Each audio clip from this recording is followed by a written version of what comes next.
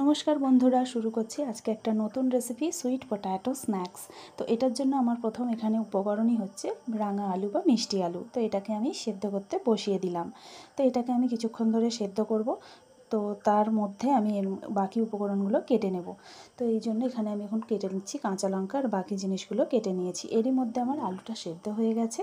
তো আলুর খোসাগুলো আমি ভালো করে ছাড়িয়ে নিচ্ছি। আলুর খোসা ছাড়ানো আমার কমপ্লিট।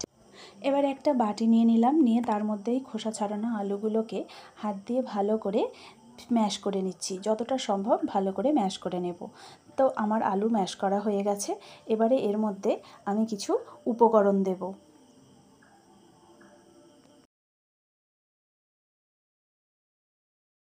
ম্যাশ করা আলুর মধ্যে এবারে আমি দিয়ে দেব বেসন। এখানে আমি এই চামচের মাপে 3 চামচ বেসন নিচ্ছি। এখানে আলুর পরিমাণ অনুযায়ী বেসনটা ঠিক করতে হবে। তো এখানে আমার 3 চামচে মোটামুটি বাইন্ডিং হয়ে যাবে।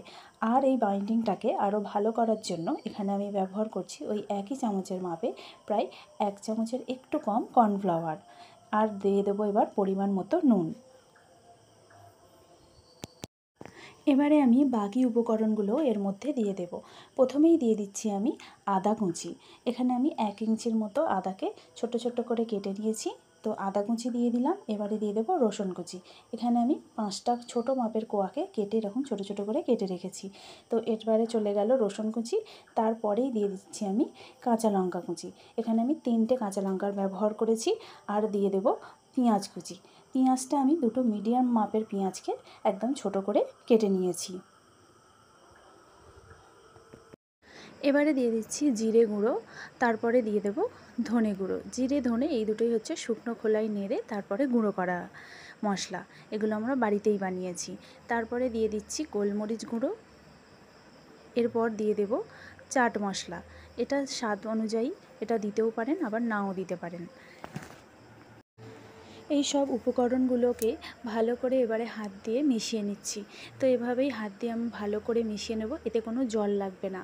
তো ভালো করে আলুর সাথে মিক্স করলেই এগুলো ভালো রকমভাবেই মেশানো যাবে। এতে কোনো রকম জল আমি ব্যবহার করিনি। তো আমার এখানে আলু মাখা কমপ্লিট হয়ে গেছে। এবারে আমি ছোট ছোট গোল গোল করে বলের মতো আকারে গড়ে নিচ্ছি। এটা সাইজ ছোট বড় হতে পারে, তবে বেশি বড় হলে ভাজতে অসুবিধা হয়। ছোট ছোট মোটামুটি মিডিয়াম সাইজের আমি এভাবে গোল গোল করে বলগুলো করে নিলাম।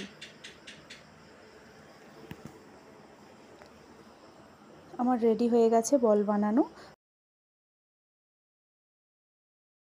কড়াতে আমি তেল বসিয়ে দিয়েছিলাম আগেই। তো তেল পুরো রেডি হয়ে গেছে। এটা আমি একদম বেশি হিট দেব না, মিডিয়াম হিটে ভাজবো। তো প্রথমে তেলটা একটু গরম করে আঁচ আমি কমিয়ে দিয়েছিলাম। তো এবারে এই বলগুলোকে আমি তেলের মধ্যে ছেড়ে দিচ্ছি। সবগুলো দেব না, অল্প অল্প করে, দুবারে আমার হয়ে যাবে। তো প্রথমেই এগুলোকে আমি কড়াতে দিয়ে দিলাম, দিয়ে এবারে ভাজা করব।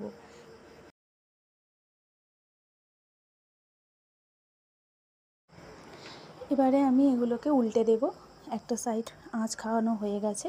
তো এরকমভাবে আস্তে আস্তে এগুলোকে ভাজতে হবে, একটু ধৈর্য ধরে করতে হবে। খুব তাড়াতাড়ি করলে এটা গাটা লাল হয়ে যাবে কিন্তু ভেতরটা কাঁচা থাকবে।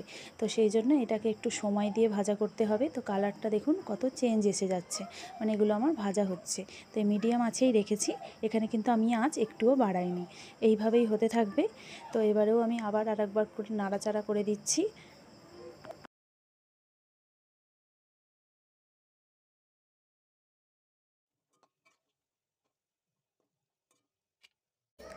কালারটা একদম চেঞ্জ হয়ে গেছে, অনেক চেঞ্জ হয়ে গেছে কালার, প্রায় গোল্ডেন ব্রাউন কালার হয়ে গেছে। তো ডিপ ফ্রাই করছি আমি। ডিপ ফ্রাই পুরো কমপ্লিট। এবারে তুলে নেব। এগুলো একদম রেডি হয়ে গেছে।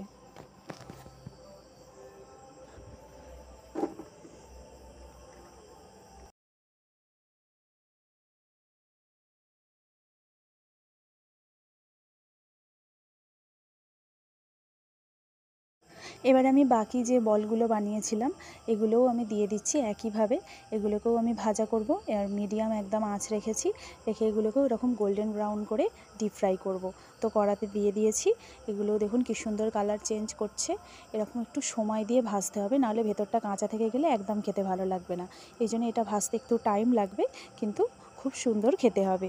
তো আমার একদম রেডি হয়ে গেছে এখানে sweet potato snacks, evening snacks.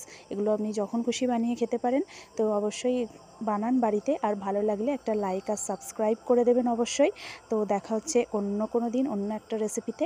Bye bye.